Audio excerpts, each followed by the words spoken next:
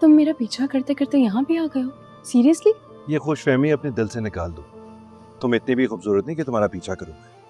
अपने काम से आया था और अब जा भी रहा हूं। या तो मुझसे शादी करने के लिए हाँ करो या मेरे जनाजे में शरीक होने के लिए तैयार हो जाओ। क्या तो कल हम निकाह करेंगे?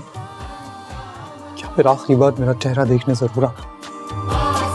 यार अब तो जो होना था हो गया ना, अब क्या करूं मैं? कैसे समझाऊं अम्मी को कि मैं वहाँ शादी नहीं कर सकती जहाँ वो चाहती है, मैं किसी और को पसंद करती हूँ। अम्मी मोहब्बत का उबाल ना बासी कढ़ी की तरह होता है, जितनी जल्दी ऊपर आता है ना उतनी ही जल्दी बैठ भी जाता है।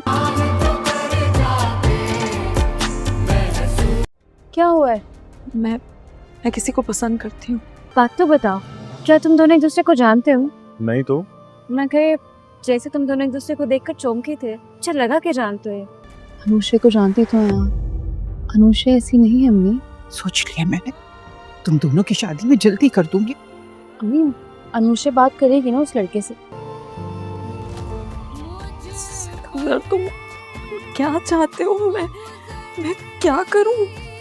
नाजरीन, ड्रामा सीरियल मोहरा की आने वाली एपिसोड बहुत ज़्यादा इंटरेस्टिंग बनने वाली है। नेक्स्ट एपिसोड में आप देखने वाले हैं और अलीज़े को ऑर्फन बच्चों से बहुत ही ज़्यादा लगाव होता है, इसीलिए वो बार बार ऑर्फनेज जाकर बच्चों से मिलती रहती है और हमज़ा भी वहीं आया जाया करता है। अलीज़े और हमज़ा का एक मरतबा फिर से आमना सामना भी होने वाला है। अलीज़े जैसे ही बच्चों से मिलने के लिए ऑर्फनेज गई हुई होती है, हमज़ा भी वहाँ पर आ जाता है और हमज़ा और अलीज़े एक दूसरे को देखने के बाद बहुत ज़्यादा चौंक जाते हैं और अलीज़े हमज़ा से यही सवाल करती है, तुम मेरा पीछा क्यों कर रहे हो और तुम एक मरतबा फिर मेरा पीछा करते करते यहाँ तक पहुँच गए हो। तो हमज़ा उसे यही बात करेगा, मैं तुम्हारा पीछा नहीं कर रहा बल्कि मैं तो यहाँ एक काम से आया हूँ और मैं यहाँ से अब जा भी रहा हूँ। और हमज़ा अलीज़े को पसंद करने लग गया होता है और अलीज़े को ये बात अभी तक मालूम भी नहीं होती। और वहीं दूसरी तरफ अनुषे भी बहुत ज़्यादा परेशान होती है क्योंकि सिकंदर उसे इस बात पर मजबूर कर रहा होता है कि वो जाकर कोर्ट मैरिज करें, लेकिन अनुषे इस बात के लिए राज़ी नहीं हो रही होती। इसीलिए सिकंदर अपनी चाल चलता है और अनुषे को इमोशनली ब्लैकमेल करने की कोशिश करता है और उसे यही कहता है, अगर कल के कर तुमने मुझसे निकाह नहीं किया तो मैं अपनी जान ले लूँगा। लेकिन अनुषे इस बात को सीरियसली नहीं लेती और जैसे ही अनुषे यूनिवर्सिटी जाएगी तो सिकंदर उसको वहाँ पर नज़र नहीं आएगा।